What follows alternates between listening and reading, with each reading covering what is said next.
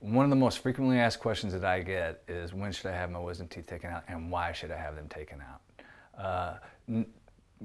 One of the first reasons is you can get cavities in these teeth, and if that occurs, the wisdom teeth, erupted wisdom teeth can almost sometimes be more difficult to get out than unerupted wisdom teeth.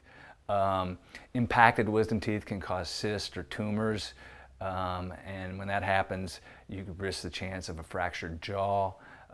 The lower wisdom teeth can actually push on the teeth in front of them and cause crowding to the anterior teeth.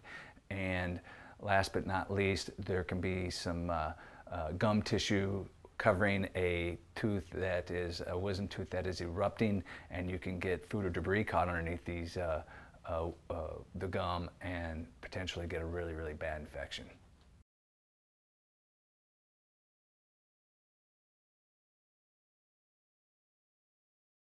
Anesthesia is a topic that comes up a lot. Many people want to know if they should be put to sleep when they have their procedure done, and is it safe?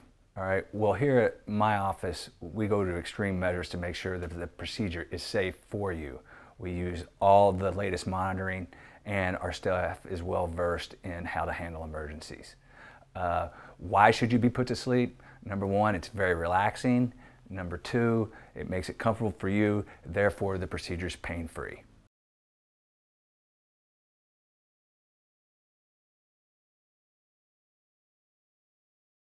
Let's talk about dental implants. Dental implants are the latest and up-to-date technology in tooth replacement. People want to know what a dental implant is. It's actually a metal post that is placed into the upper or lower jaw, and it takes 3 months for it to heal to the bone, and at that point you can go back to your general dentist and they can put a crown on there.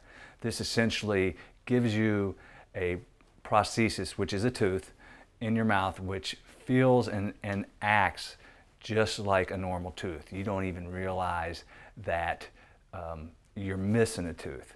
And then finally, one of the most beneficial points that needs to be made about dental implants is the fact that if you leave nothing in the bone after an extraction is done and you go with a bridge, that bone resorbs and disintegrates over time.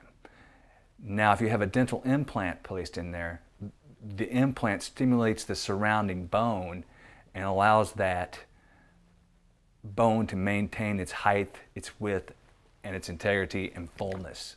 Therefore, we'd highly recommend dental implants to restore a tooth that has been extracted.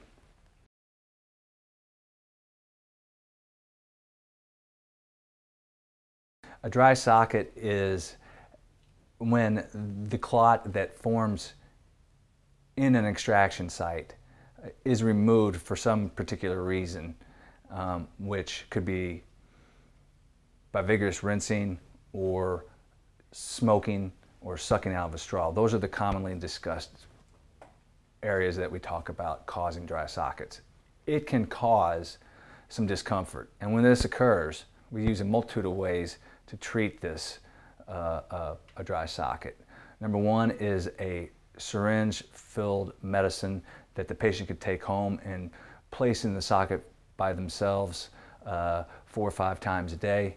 And if that doesn't seem to be strong enough, they can come back routinely to the office and have us remove and place a packing in there daily for 3 or 4 days after the dry socket starts to treat the discomfort.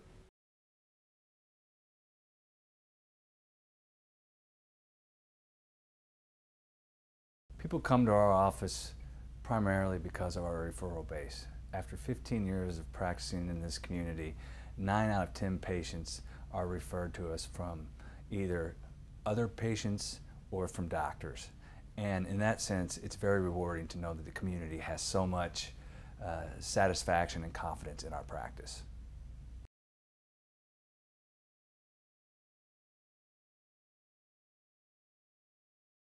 A lot of our patients go to hospitals for a multitude of reasons. Number one, it could be because they're sick and they don't meet the criteria to be put to sleep in the office. Number two, they could be a trauma patient that has a broken jaw or a large laceration or cut. And number three, cosmetic jaw surgery, which we call orthognathic surgery. I myself am privileged in all the area hospitals, which include Clark Memorial Hospital, Floyd Memorial Hospital, Harrison County Hospital, and Jewish Hospital, which also has St. Mary's Elizabeth Hospital affiliated with it in Louisville, Kentucky.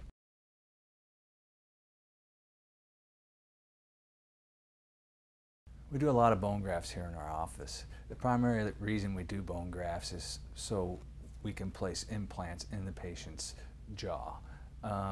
Bone can be taken from various sources and placed in the area where the patient needs this bone, so we can do our implants, and eventually the patient can have either a implant retained denture or an implant retained crown.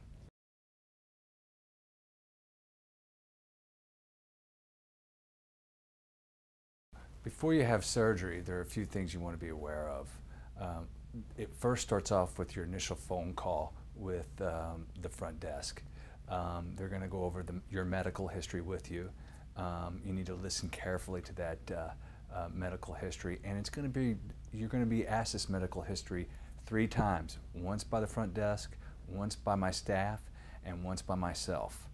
That way no health problems get overlooked.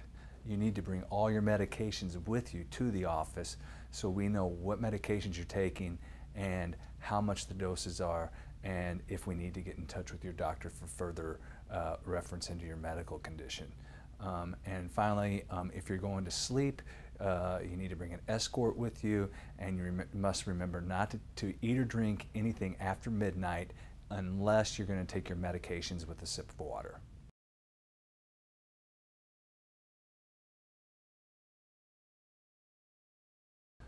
"75% of our procedures here in our office are tooth extractions.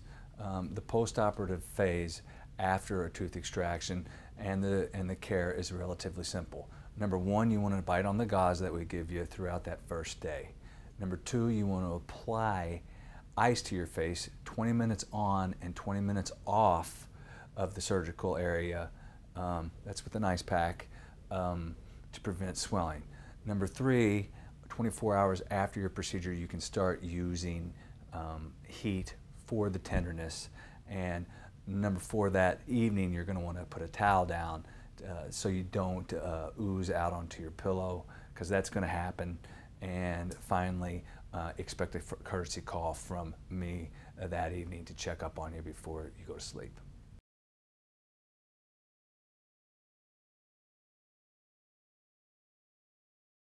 I am a board-certified oral maxillofacial surgeon.